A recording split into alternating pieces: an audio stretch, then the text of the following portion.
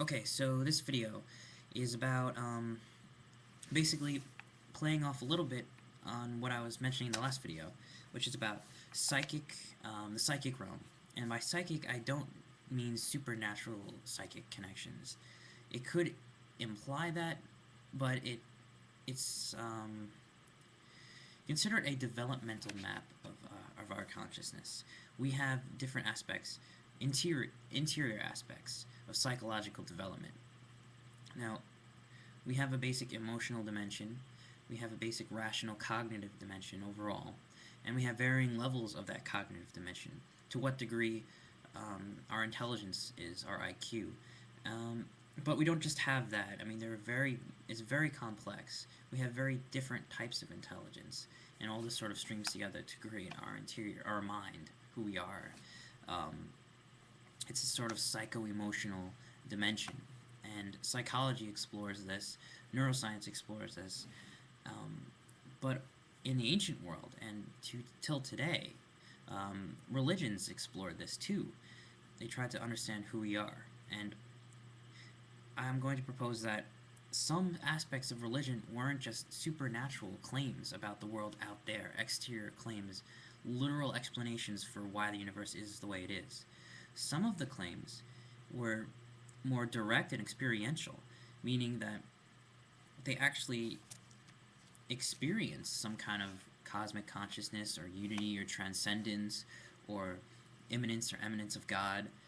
Um, these things weren't just claims or belief systems, these things were experiences. And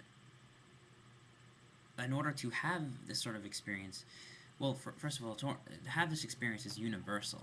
This is an interesting aspect to religion. These mystical, numinous aspects to religion are practically universal across the world.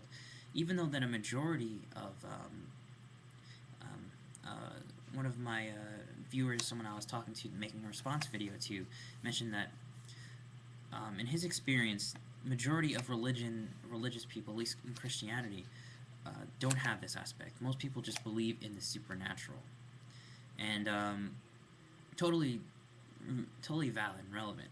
But that doesn't necessarily mean that simply because the majority of people only believe in the literal interpretation or the supernatural aspects or dimensions to religion, it doesn't mean that there is not some other aspect or dimension to religion that is perennial, universal, and has very interesting implications to be studied because they seem to be span across the whole world and be pretty much the same, minus the creed and the culture that they're in. But the experience itself seems to be very similar. So this dimension to spirituality this is often called the transcendent dimension. Religions across the world have had this, I guess you could call a not necessarily an intuition, but they they sought to understand something beyond themselves, and they found when they tried to move beyond themselves, um, they discovered this other dimension to reality. It's not necessarily an other aspect, another reality like heaven or hell, not necessarily a supernatural world that we went to, but often enough this dimension was right here and right now. I mean, I suppose you can call it a wholly different attitude, a wholly new framework to see the world. Um, and this is categorized as selfless, of nirvana, of um, enlightenment, satori. Um, Christian mystics experiences an intense prayer with God. These things are nearly universal, no, pretty much universal, and at least according to some theorists, they represent the higher developmental stages of religion, or of cognitive abilities in general. Um, Whether or not you want to agree on that, that's definitely up to you, but I'm just putting it out there. So, we not only have this mythical level of religion, we also have a higher level, this supernatural that's more encompassing. As human consciousness has evolved or developed over time, so too has our intuition, our attitudes and understanding of the spiritual dimension. Now, um, on a purely non...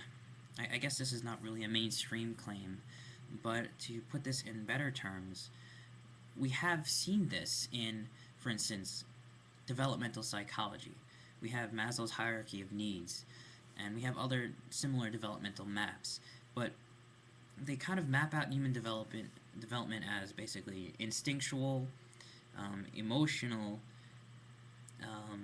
cognitive, this basic cognitive faculties, and then high cognitive faculties, which basically means just a developed reasoning mind that's pretty much well balanced. Well balanced person is somebody who's kind of accepted their own insecurities and kind of self-actualization with Maslow's diagram basically means somebody who's sort of they know who they are and they're comfortable with it, and they're just an overall matured individual. That's where it stops. But in other maps, it continues into the spiritual dimensions. For instance, this is why I think that the spirituality is actually a part of our psychology, and that's why it's discovered in the brain, because it's not necessarily some kind of weird, unprovable, untestable dimension. That would be me being in this mythical lower stage of religion, making a supernatural claim. I'm saying that spirituality is built into the brain, and that it's universal, and that depending on the person's personal cognitive psycho-emotional dimension, according to their development, that's how they're going to experience it. And it seems that as people evolve or develop, their experience of religion and not the supernatural, but spirituality in general, the numinous, the transcendent and mystical, evolves too. For instance, Ken Wilber mentions this: the sage is different than the saint, and this is a very broad topic, but it basically means the sage is somebody who experiences the supernatural, the transcendent, God, or numinous as something that is part of them. They've actually been able to experience direct unity with this transcendent beingness that is the universe and beyond it. The saint often experiences God as other. So that's what it sort of means to have a personal relationship with God. When you experience God as a divine being who's communing with you. Instead of that, the sage experiences God as a divine beingness that is you and all things. You can sort of see that as pantheism or panentheism, seeing God as one with you and everything and beyond, or pantheism as God is the universe. God is one with everything, but not beyond anything. I like the term panentheism because it has a transcendent dimension to spirituality. But these are the very high dimensions of spirituality. The very, I guess you could say, the peak of our abilities throughout history. So in the end, we have some. I guess you could summarize it as 3 basic stages. Spirituality is hardwired into our brain to be able to experience, yes, but as that experience is dependent on 1, our personal development, and 2, our cultural development. Ancient societies they didn't make it easy for people to have great personal development. They depended more on the mob or the herd, and knowledge about themselves, self-knowledge, is something that's hard to come by. It's not that it didn't happen, because it did to some people, but it was very difficult. So you have the early stages where you experience God as it, or some kind of deity, supernatural experience of God. Then you have 2, personal God. God as other. God as another person. And then you have 3, God as you, or the nirvana as you, or whatever you want to say. The transcendent as part of you and everything.